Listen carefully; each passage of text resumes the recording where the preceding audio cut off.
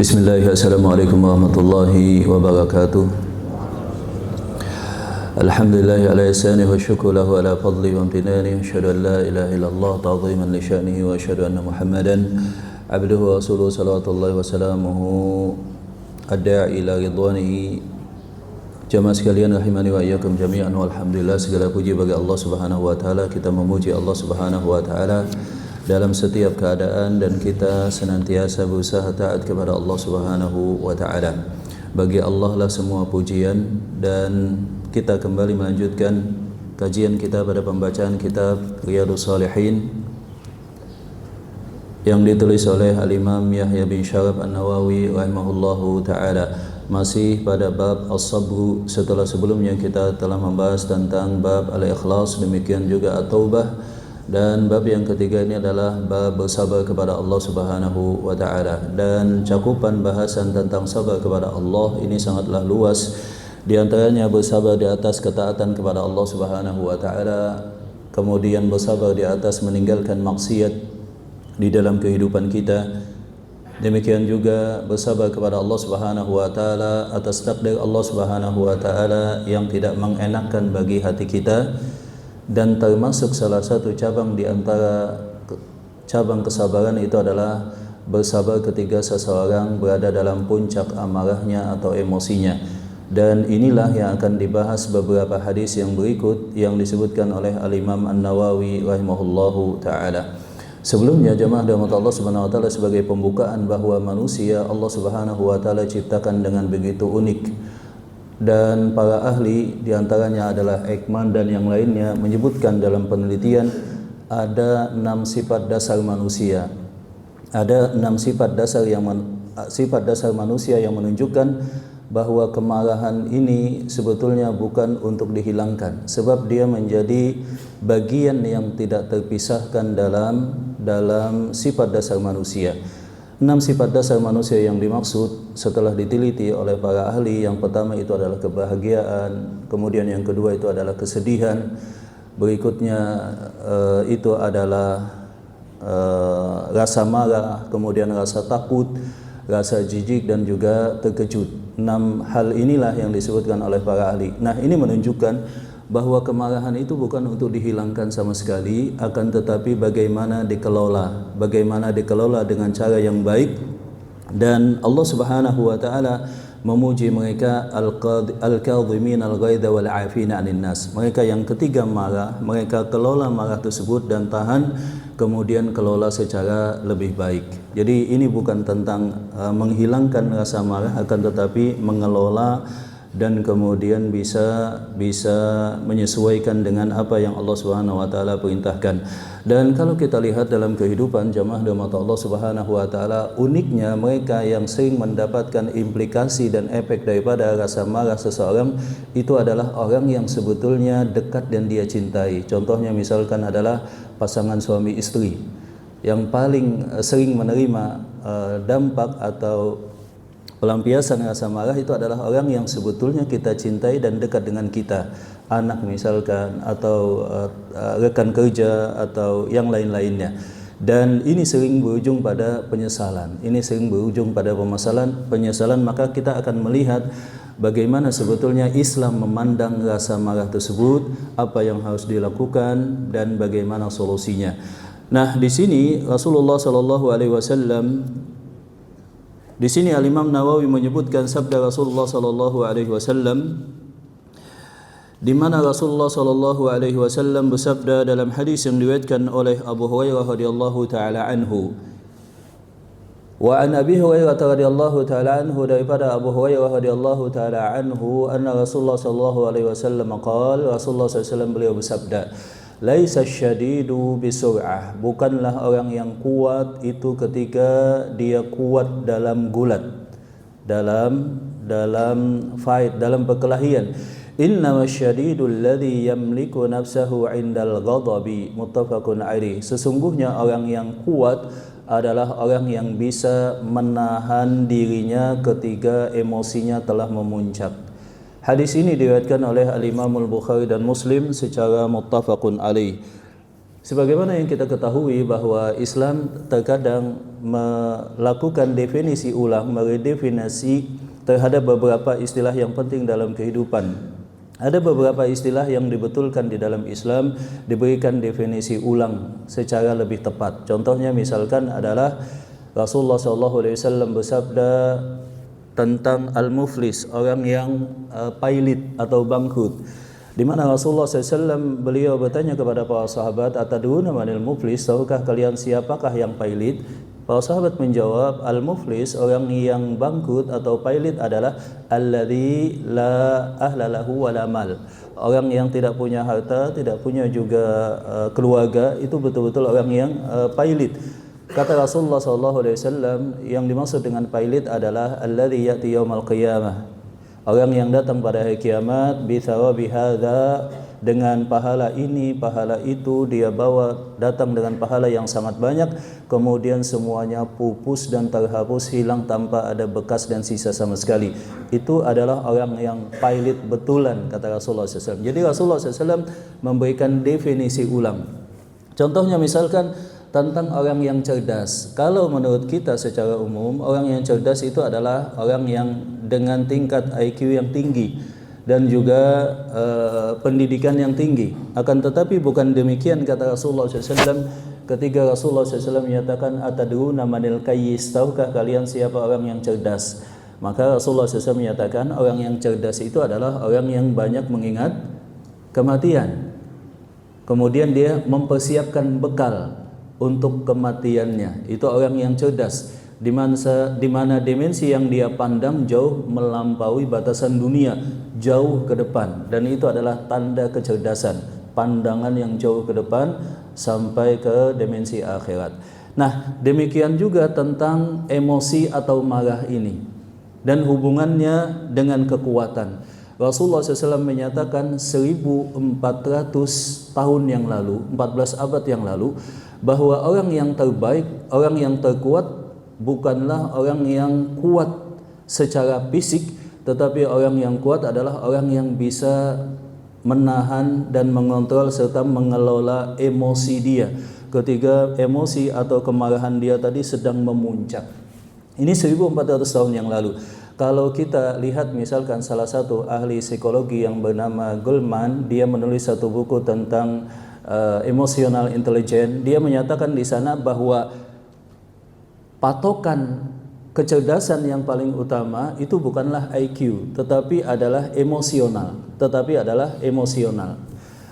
Dan ini sebagai tanda atau hal yang bisa menjadikan seseorang lebih dominan untuk sukses daripada intelijen dia. Dan ini telah Rasulullah SAW sebutkan 1400 tahun yang lalu. Maka Rasulullah SAW menyatakan orang yang kuat itu bukanlah orang yang kuat secara fisik, dia menang dalam kelahi atau gulat atau tinju, tetapi orang yang kuat itu adalah orang yang dia bisa mengelola dan mengontrol emosinya sesuai dengan apa yang Allah Subhanahu wa taala inginkan. Dan ini memang sangat sulit jemaah rahmat Allah Subhanahu wa taala. Kita bisa bayangkan ketika seseorang marah itu sebetulnya dari sudut fisik dan dari sudut kajian para ahli itu disebutkan, kalau kita lihat struktur otak manusia, di depan itu ada namanya prefrontal cortex, di mana bagian otak depan manusia itu biasanya berhubungan dengan hal-hal yang sifatnya rasional, hal-hal yang sifatnya pertimbangan rasional. Demikian juga kebijaksanaan, mengontrol setiap apa yang dia lakukan dan ucapkan sebelum itu diucapkan dan dilakukan. Nah, ketika seseorang berada dalam keadaan emosi, jemaah rahmat Allah Subhanahu wa taala, maka ada satu komponen kecil di dalam otak manusia yang disebut dengan amigdala. Amigdala itu kecil, kata para ahli, lebih kecil daripada kacang yang biasa kita kenal. Nah, amigdala ini memutus aliran ke prefrontal cortex tadi, sehingga dalam sekian milidetik otak manusia yang mempengaruhi kesadaran untuk berucap, kemudian bertindak, kemudian berpikir secara rasional, pertimbangan maslahat, mafsadat, demikian juga syariat, itu sementara tidak bisa berfungsi. Yang disebut dengan Goleman sebagai prefrontal cortex hijack. Nah, ketika itu terjadi, maka otak pusat kesadaran manusia tadi tidak bisa berfungsi. Sebaliknya, hipotalamus manusia itu memproduksi hormon yang disebut dengan hormon kortisol dan adrenalin dengan jumlah yang sangat banyak, sehingga terjadilah badai hormon dalam tubuh seorang manusia yang sedang berada dalam puncak emosi yang sedang tinggi.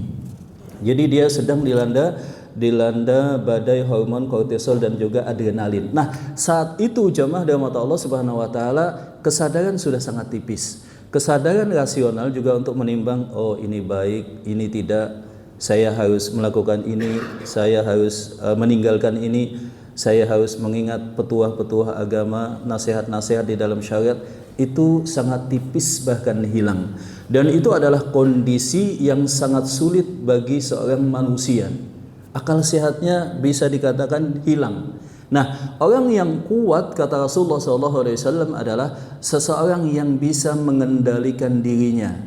Ya, dalam kondisi tadi badai hormon adrenalin dan juga kortisol melanda, dalam kondisi kesadaran dia sudah tipis, dia bisa tetap mempertahankan kesadaran dia. Dia memastikan tidaklah dia berucap, bertindak kecuali dengan apa yang diperintahkan oleh Allah Subhanahu wa taala. Dan ini adalah contoh yang paling tepat untuk menyatakan kekuatan. Jadi kekuatan itu adalah ketika seseorang dia bisa menahan emosinya. Nah, maka Rasulullah SAW di sini menekankan tentang satu hal yang sangat penting, pentingnya seorang muslim itu untuk tidak melampiaskan amarahnya dan mengelola amarahnya sesuai dengan syariat.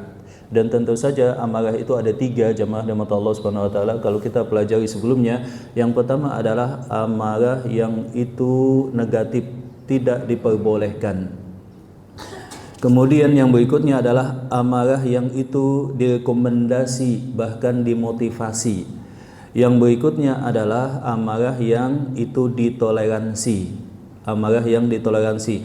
Adapun amarah yang tidak diperbolehkan adalah ketika seseorang memuncak emosinya terhadap hal-hal yang sebetulnya tidak patut dia berada pada dalam keadaan demikian. Jadi kalau kita lihat sebetulnya jamaah rahmat Allah Subhanahu wa taala, bukan kejadian yang memicu seseorang untuk marah, akan tetapi adalah penilaian terhadap kejadian tersebut. Kita bisa bayangkan misalkan ada 2 orang. 2 orang ini mendapatkan kritikan dari bosnya. Ada 2 orang karyawan misalkan, dua-duanya dikritik oleh bosnya. Yang satu dalam hatinya merasa emosi, marah, bahkan dendam. Yang satu merasa senang, oh saya dibetulkan, diarahkan oleh bos saya supaya lebih baik. Ternyata kejadiannya sama, tetapi penyikapan yang apa jemaah? Yang berbeda. Nah, kita berada dan bisa mengontrol bagaimana persepsi kita, sedangkan kita tidak bisa menguasai dan mengontrol serta memanage kejadian yang akan terjadi. Maka sebetulnya rasa marah itu adalah persepsi daripada satu hal yang terjadi, dan kita bisa memanage itu, persepsi kita. Mungkin kita akan memfokuskan pada diri kita bahwa saya diperlakukan secara tidak layak. Kalau sudut pandang ini pada kondisi yang tepat bisa diubah, bahwa mungkin saja pasangan, anak, relasi atau mitra yang sedang marah, dia sedang mengalami sesuatu. Jangan-jangan dia sedang ditagih hutang, ya kan? Misalkan, jangan-jangan istrinya sedang mau melahirkan atau yang semacamnya. Inilah yang dalam terminologi Islam disebut dengan husnudzon. Jadi kita mengubah sudut pandang kita, tidak fokus pada diri kita. Oh, jangan-jangan kita husnudzon kepada saudara kita, keluarga kita, dia sedang mengalami satu hal.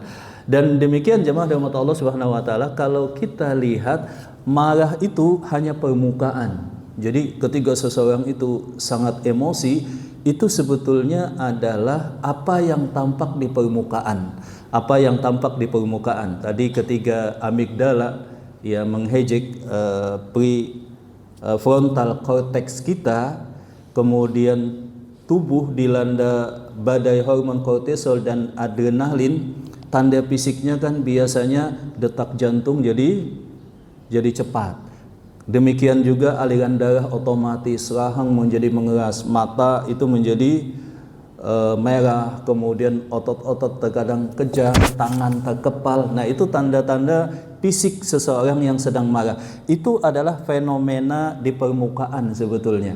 Di balik itu ternyata ada lapisan psikologi yang lebih dalam. Contohnya misalkan kebanyakan setelah diteliti seseorang pasangan yang marah kepada pasangannya, itu adalah luapan dan imbas efek daripada kekhawatiran dia. Contohnya misalkan takut ditinggalkan, takut merasa tidak dihargai, merasa imbal balik atas perhatian dan cinta yang diberikan tidak sepadan, sehingga menimbulkan letupan-letupan dan peristiwa kecil tadi hanya sebagai pemicu. Jadi harus dilihat pada apa yang terjadi pada lapisan yang lebih dalam. Contohnya misalkan seseorang senang marah kepada anaknya. Bisa jadi, boleh jadi itu terjadi karena seorang orang tua, terutama bapak misalkan, dia merasa dia gagal menjadi orang tua.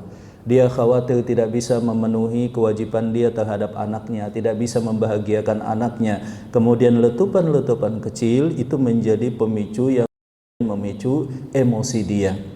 Kemudian seseorang marah kepada orang lain bisa jadi karena dia ada tekanan-tekanan psikologis yang lainnya. Nah, di sini ada beberapa mitos atau pandangan yang salah. Contohnya misalkan seseorang, banyak kita dengar menyatakan marah itu harus dilampiaskan.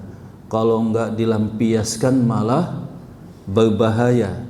Di dalam Islam, melampiaskan kemarahan saat marah justru itu yang berbahaya. Justru itu sangat berbahaya, sebab dia tidak sedang mempunyai kesadaran rasional. Kemudian ada juga yang menyatakan marah itu dipendam saja. Ini juga bahaya juga, ya kan? Kalau marah dipendam mungkin darah tinggi, apalagi jamaah biasanya insomnia, apalagi jantungan atau macam-macam seperti itu. Nah, maka yang tepat adalah marah itu harus dipahami sebagai sinyal, dan marah itu sebagai energi yang harus diarahkan, dan marah itu harus dikelola secara betul, baik dari sudut syariat maupun dari sudut ilmu psikologi. Nah, maka ini hadis yang pertama yang disebutkan oleh Al-Imam An-Nawawi, bahwa pencapaian kekuatan yang paling tinggi bagi seorang muslim adalah ketika dia berada pada puncak emosi, dia bisa menahannya. Dia bisa menahannya.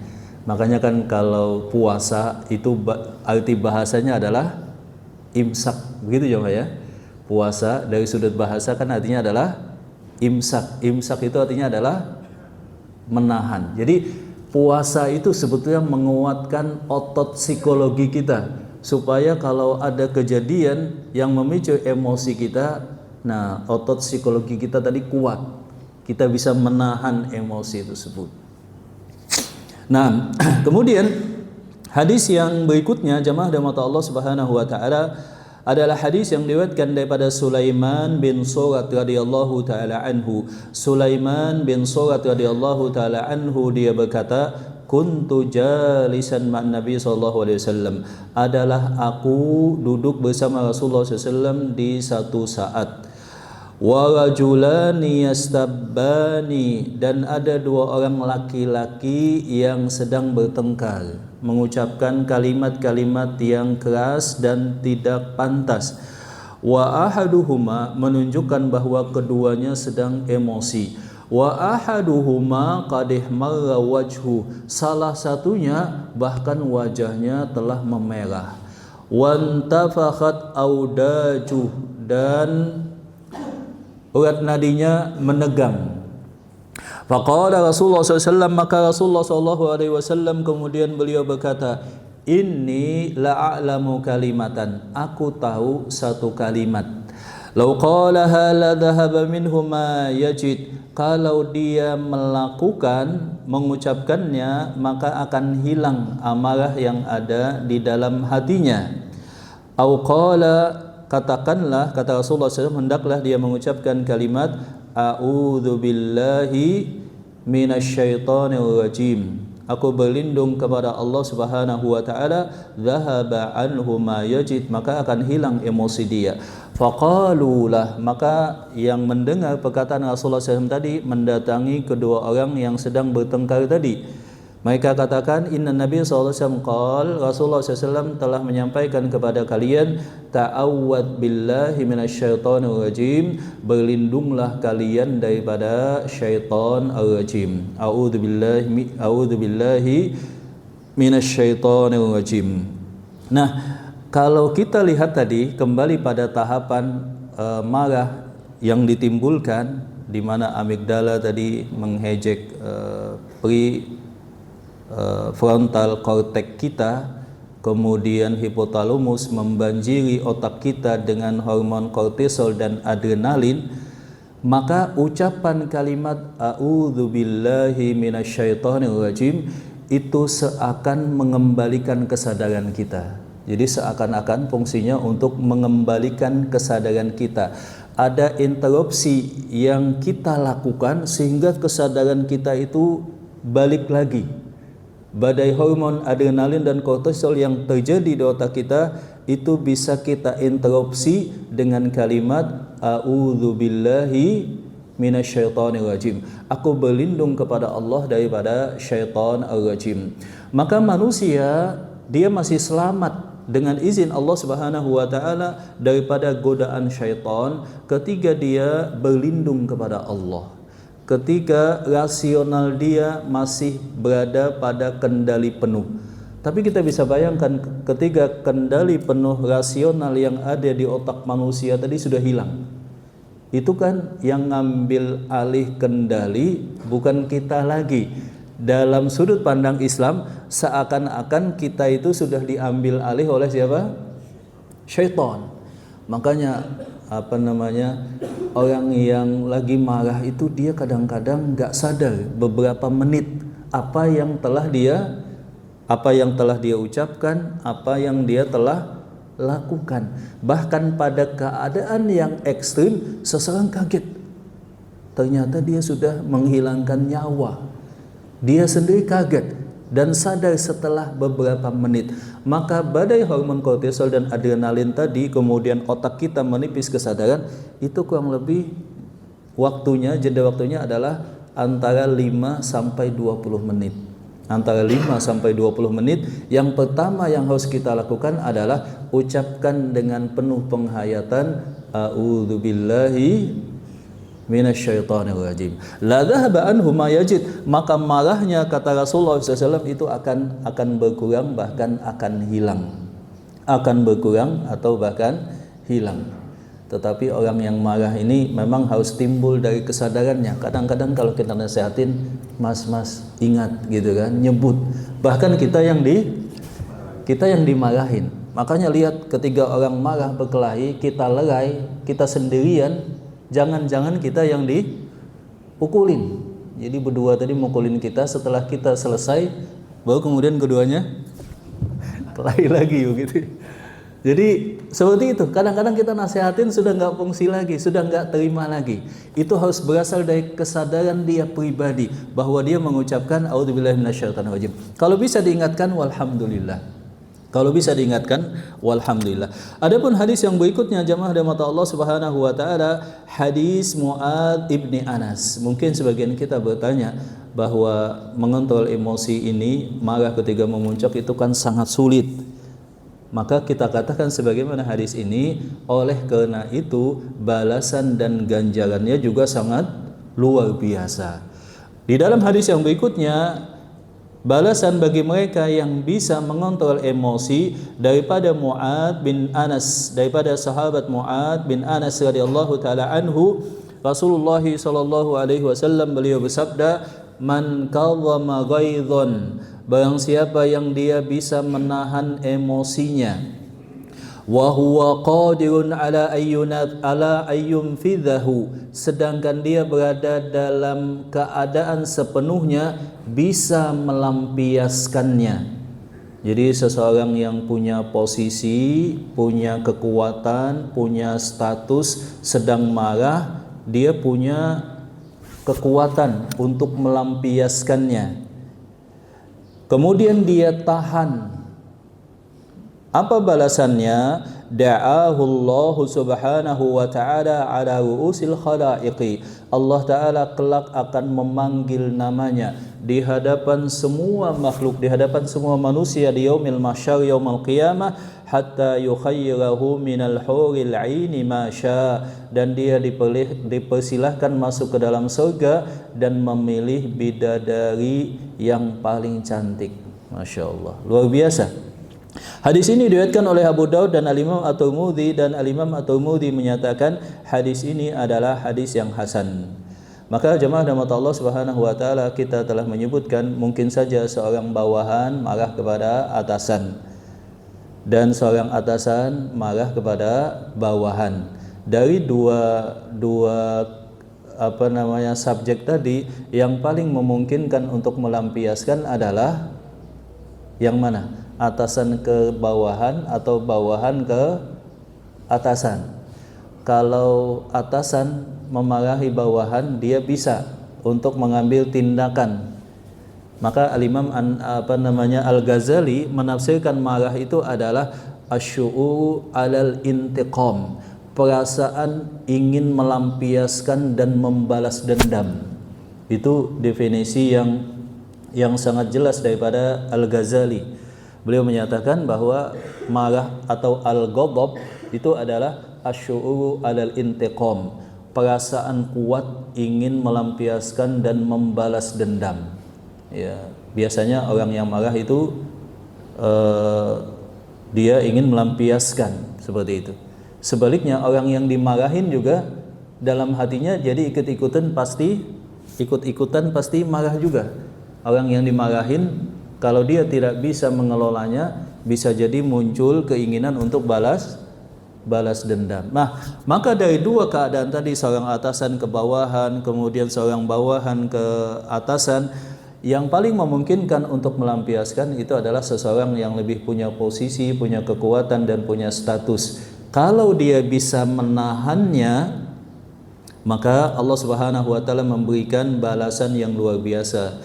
Dia dipanggil di hadapan semua manusia, diperlihatkan status dia yang sangat tinggi, dipersilahkan masuk ke dalam surga dan memilih bidadari yang paling cantik, yang paling dia inginkan. Masya Allah, ini hal yang sangat luar biasa.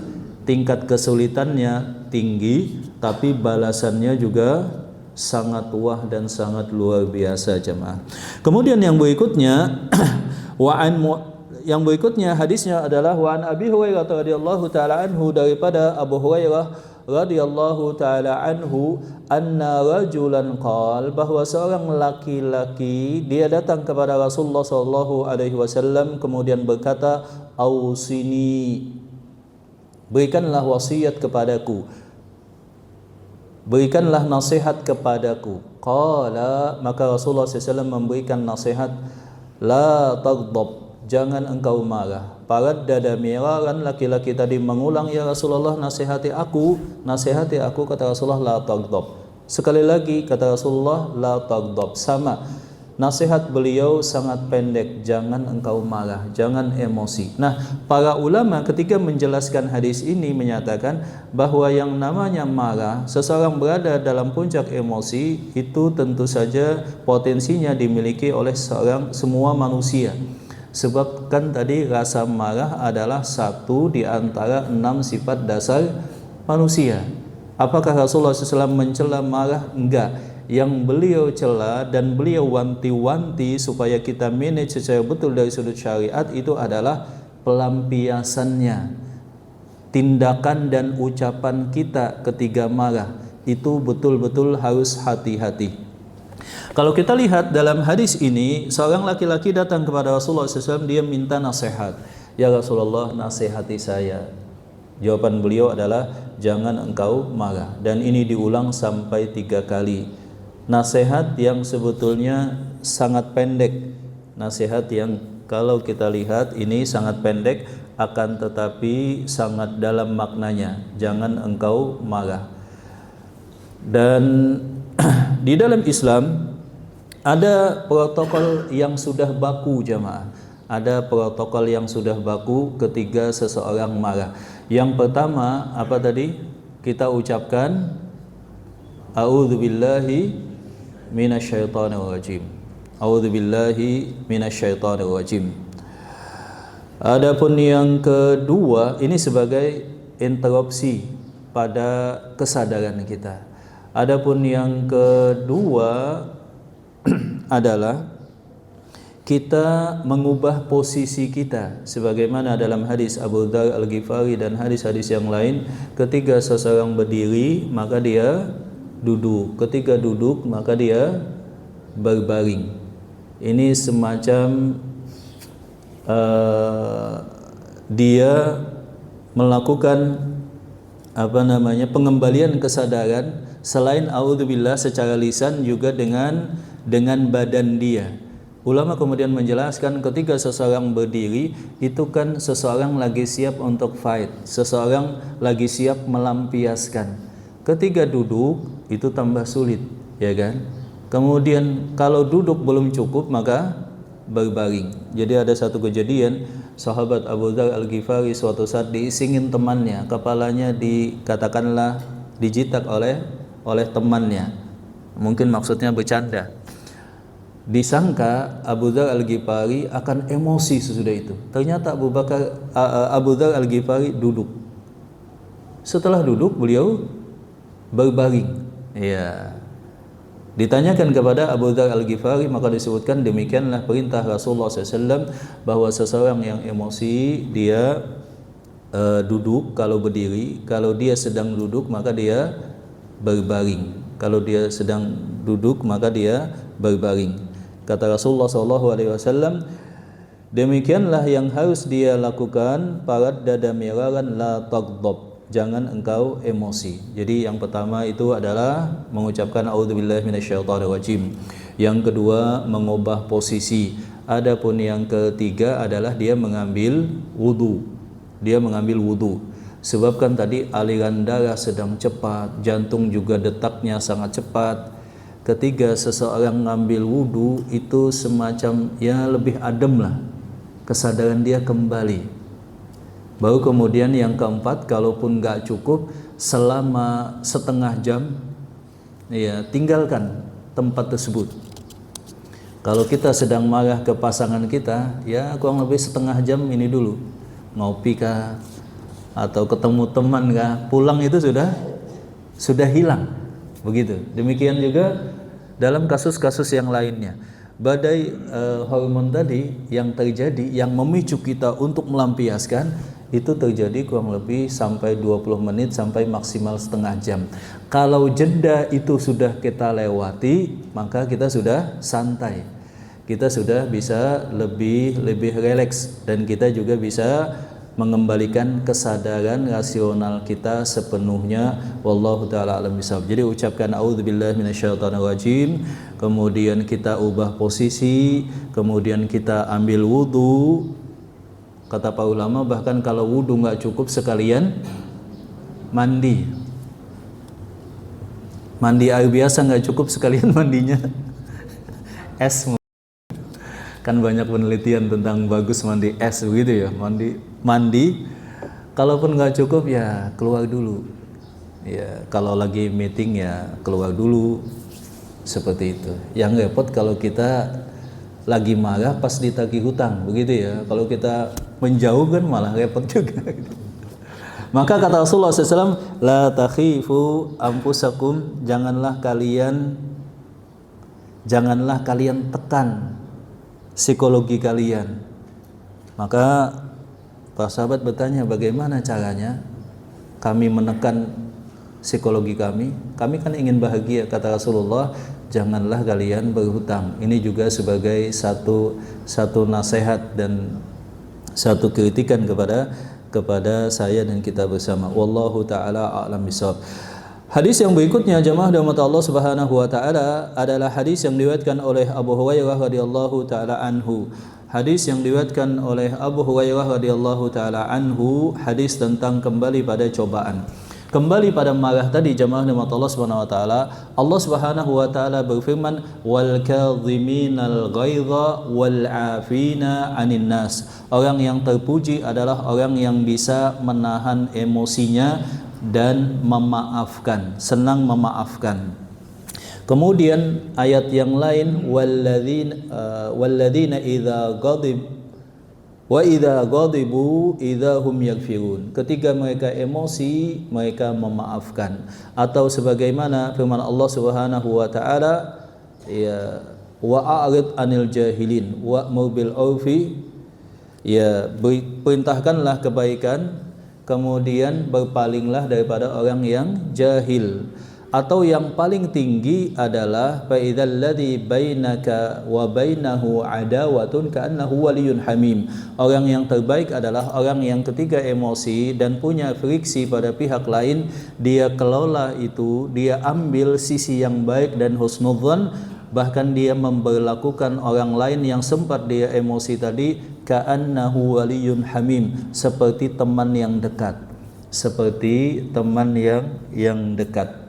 Nah, itu tentang sekelumit rasa marah. Dan musibahnya jemaah rahmat Allah Subhanahu wa taala, di zaman ini seseorang makin lemah kontrol emosinya. Kadang kesenggol sedikit di jalan berantem, hilang nyawa. Kadang ya macam-macam lah kejadian. Dan ini menunjukkan salah satu solusinya adalah kita harus banyak menghabiskan waktu dengan orang yang sehat secara mental. Sebab seseorang yang rusak secara mental itu bisa merusak mental seseorang yang lainnya, yang ada hubungan relasional yang dekat. Kita bisa bayangkan ada seseorang yang sehat mentalnya, dia bahagia, senantiasa optimis, tapi Allah Ta'ala takdirkan dia nikah dengan seseorang yang tidak sehat mentalnya. Bukan berarti dia gila, bukan berarti dia stres atau yang lain-lainnya, tapi dia tidak bisa memanage psikologi dan emosi dia. Tiap hari marah tanpa ada alasan, atau hal-hal yang lainnya yang berhubungan dengan kontrol psikologi yang sangat lemah. Itu ya tentu saja kebahagiaan dia bisa hilang. Atau misalkan kita hidup di satu lingkungan yang di sana kontrol emosinya pada tipis semua. Sedikit masalah emosi, sedikit marah, sedikit salah teriak misalkan. Kesalahpahaman sekecil apapun bisa menyalakan api permusuhan. Nah, itu juga nggak enak juga. Maka seseorang harus melihat pada dirinya bagaimana ketentuan syariat dalam hal ini, kemudian bagaimana yang lebih maslahat untuk dia. Wallahu ta'ala a'lam bishawab. Dan ternyata ini adalah hal yang sangat penting. Jadi pembahasan tentang marah ini, bagaimana dari sudut kajian otak manusia, dari sudut kajian psikologi, dari sudut kajian agama, kemudian dipahami dan dipraktekkan, ini sangat penting. Kita banyak melihat kasus pertengkaran, perselisihan, cekcok, balas dendam, bahkan pembunuhan, itu berasal daripada hal-hal yang kecil sebetulnya, tidak signifikan, tapi tidak memahami bagaimana marah itu harus dikelola. Wallahu ta'ala a'lam bishawab. Islam juga tidak memotivasi kita untuk menghilangkan rasa marah sebagaimana saya katakan tadi. Islam memotivasi kita untuk bersikap hilm. Hilm itu adalah kekuatan psikologi puncak. Ketika seseorang otot psikologinya sudah kuat, dia paham bagaimana ketentuan syariat untuk mengontrol emosi, kemudian dia setiap hari latih kesabarannya, sehingga ketika dia timbul emosi itu dia tidak memaksa untuk diredam atau diendapkan secara paksa, enggak. Secara alami rasa marah tadi bisa dia kelola, dia perkecil, kemudian hilangkan tanpa menimbulkan residu psikologi dan efek negatif pada kesehatan dia. Itu yang lebih tepat sebetulnya, satu sikap yang disebut dengan hilm, bukan helm di kepala ya. Hilm maksudnya ha, lam dan mim.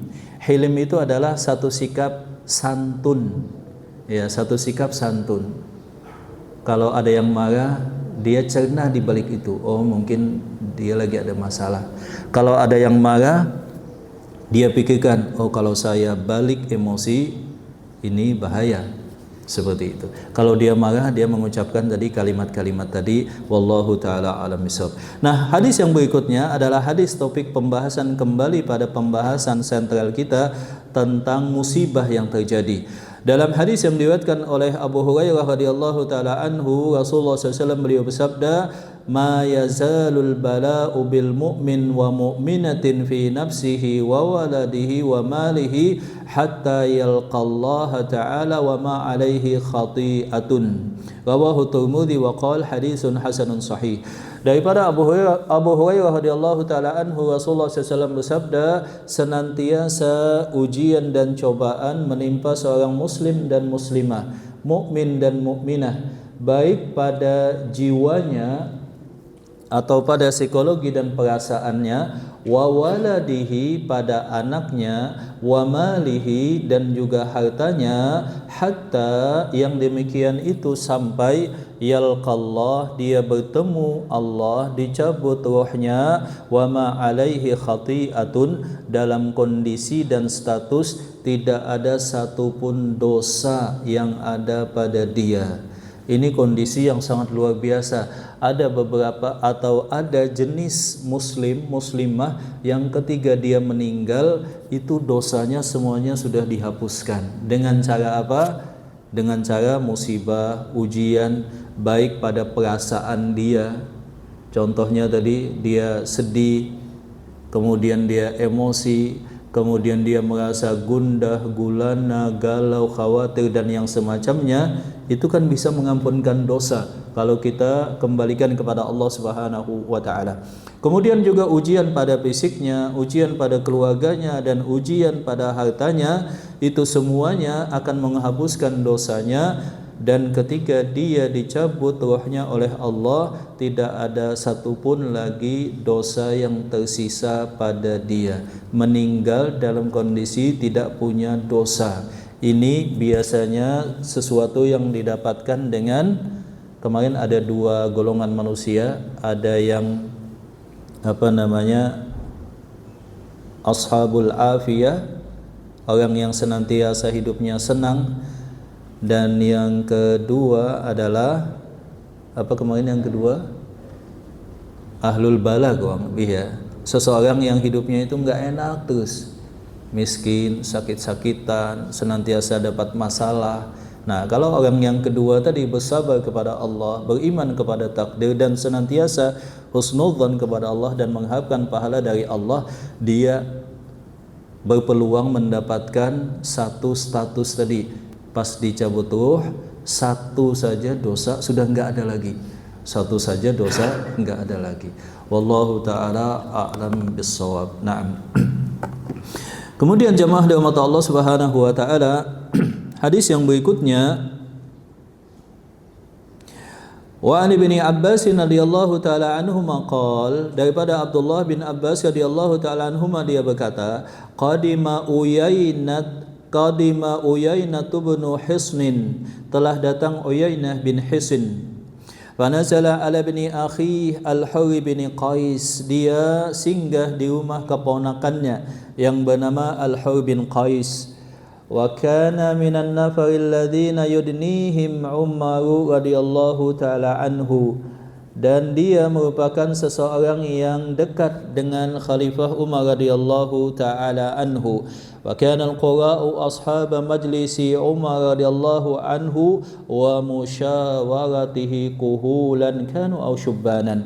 Dan adalah Umar bin Khattab itu mengangkat khusus mereka yang hafal Quran dan mempunyai pandangan serta kebijaksanaan dan ilmu menjadi ahli musyawarah beliau, menjadi pertimbangan, dewan pertimbangan beliau, baik itu tua atau muda. Faqala Uyainatu libni akhi, maka berkata Uyainah bagi keponakannya, ya ibna akhi laka wajhun inda hadzal amiri fasta'dhin li alaihi. Maka Uyainah berkata kepada Al-Hur bin Qais keponakannya, wahai keponakanku, engkau mempunyai kedudukan di sisi Khalifah Umar bin Khattab.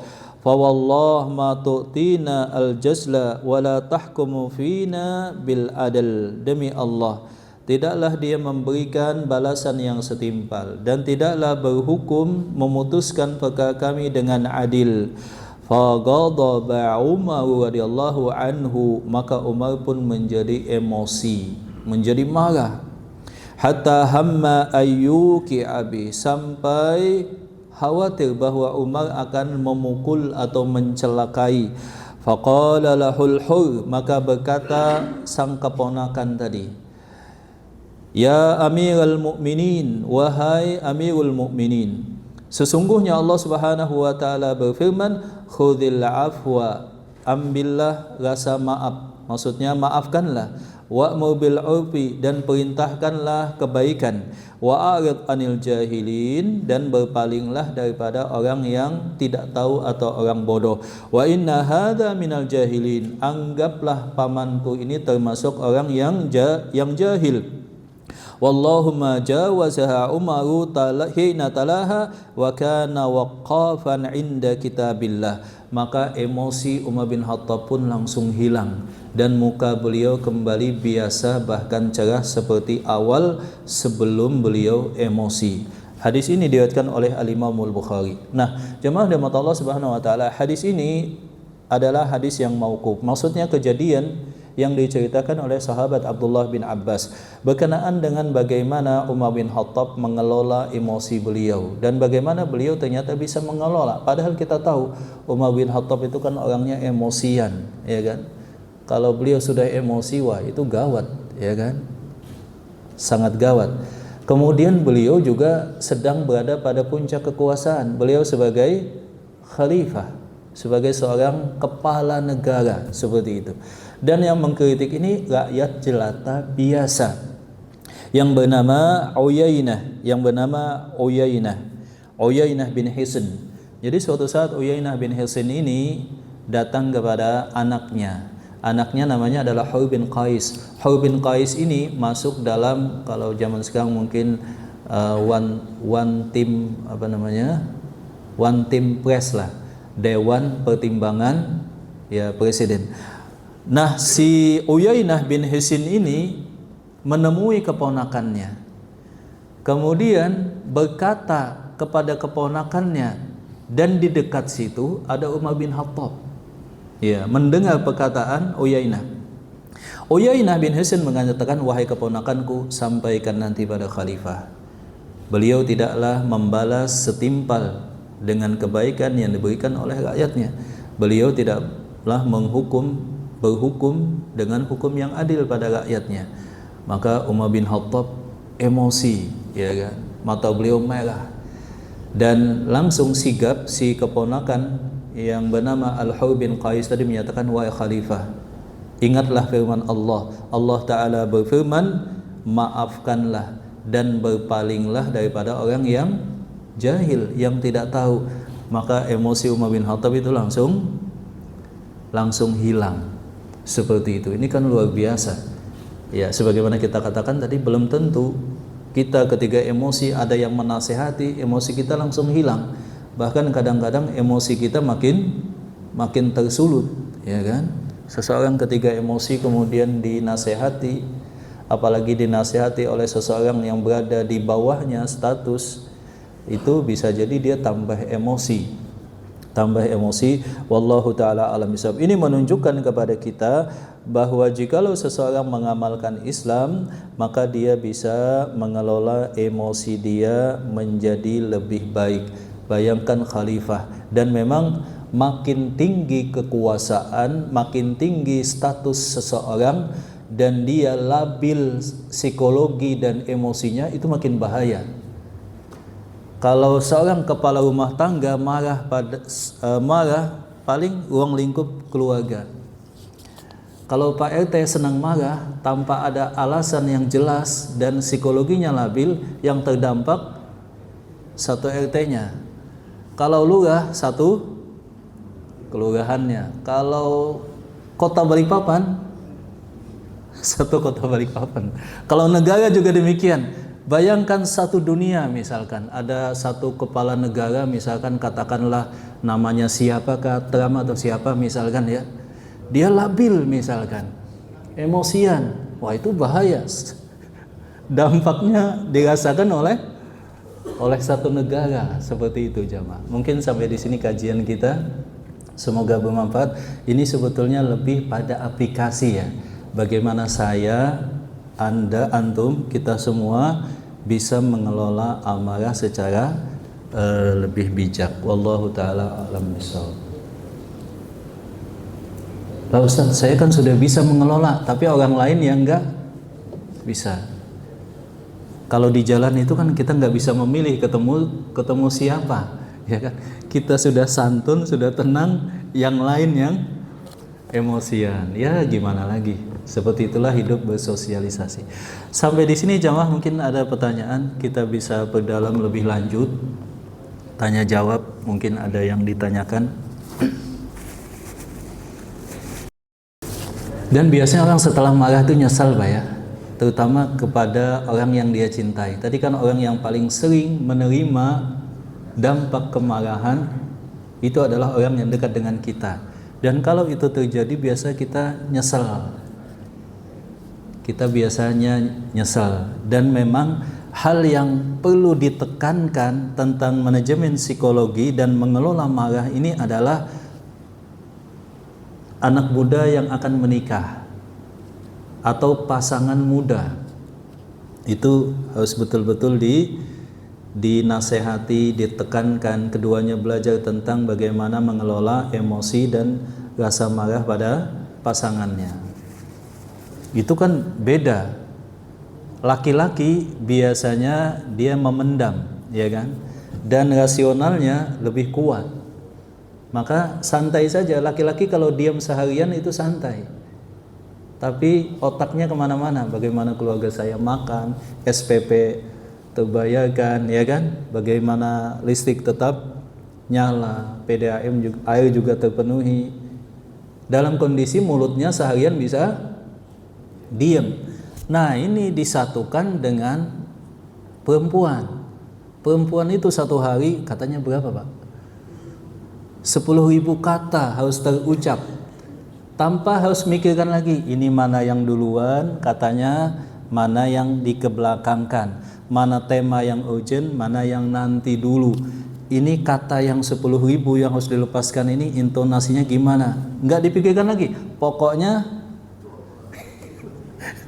kadang-kadang suaminya kaget tuh ya, baru pulang capek, tahu-tahu nah begitu.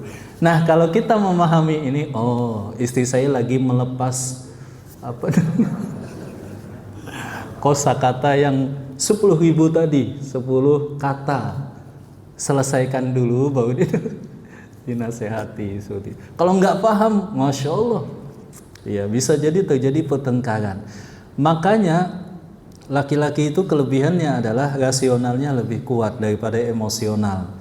Oleh karena itulah kalimat talak sebagaimana saya sebutkan itu berada pada kekuasaan laki-laki. Otoritas talak menceraikan itu ada pada suami. Istri tidak bisa mentalak si suami. Kalau istri bisa mentalak suami, bisa jadi ya banyak yang telah ditalak dan diceraikan oleh si istri. Seperti itu. Ada pertanyaan mungkin, silakan jawab. Jadi banyak yang nikah tapi nggak punya ilmu. Satu sisi kita mau motivasi cepat nikah, ya kan? Motivasinya dalam Islam begitu. Tapi satu sisi lain banyak juga fenomena sisi yang lain, orang yang menikah tapi tidak mempersiapkannya dengan ilmu. Di antara ilmu yang penting ketika mau menikah itu adalah matang secara psikologi. Seperti itu. Jadi kalau mau mantu misalkan, anggaplah begitu, kita harus pindai juga, harus cerna juga, ini calon mantu saya gimana ya ilmu syariatnya, tanggung jawab finansialnya, bukan kemampuan ya, tanggung jawab. Kemudian yang ketiga, kontrol emosinya. Ya, jangan sampai nanti terjadi hal-hal yang tidak diinginkan.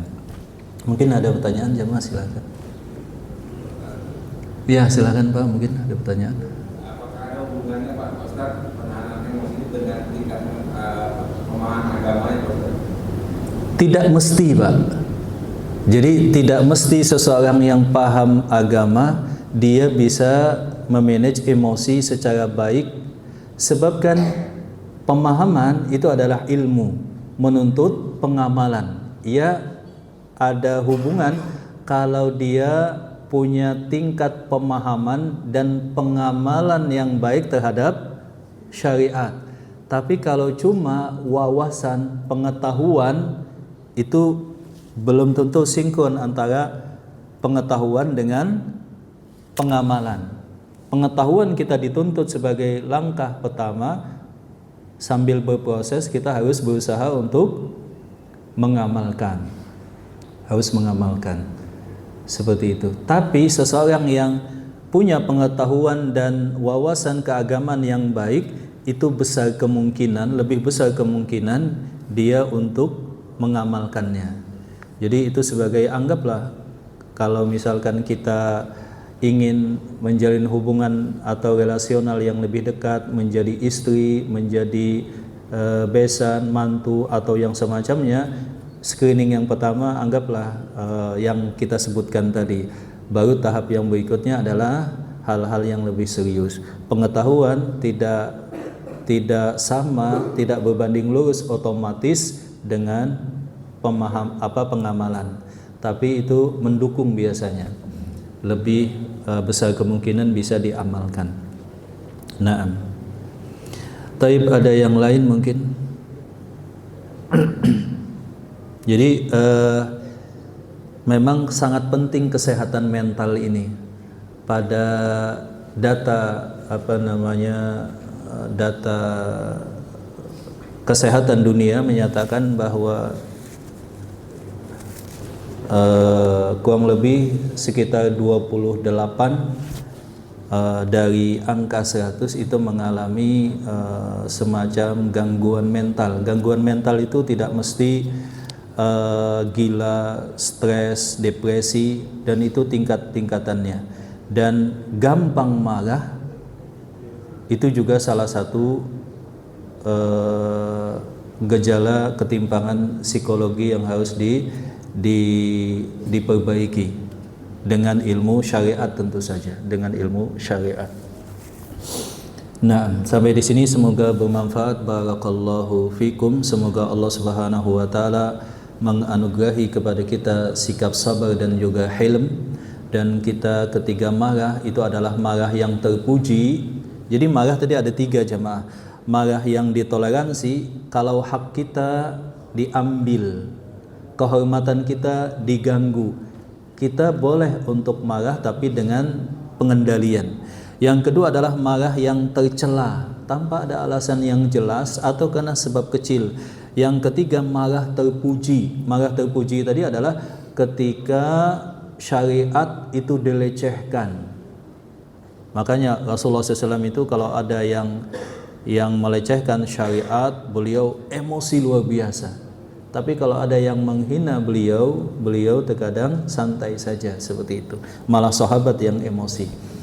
Nah, semoga bermanfaat dan semoga kita bisa memanage amarah dan juga mengontrol emosi kita dalam kehidupan kita. Barakallahu fikum. Subhanakallahumma rabbana wa bihamdika asyhadu an la ilaha illa anta astaghfiruka wa atubu ilaik. Wa akhu da'wana alhamdulillahi rabbil alamin. Assalamualaikum warahmatullahi wabarakatuh.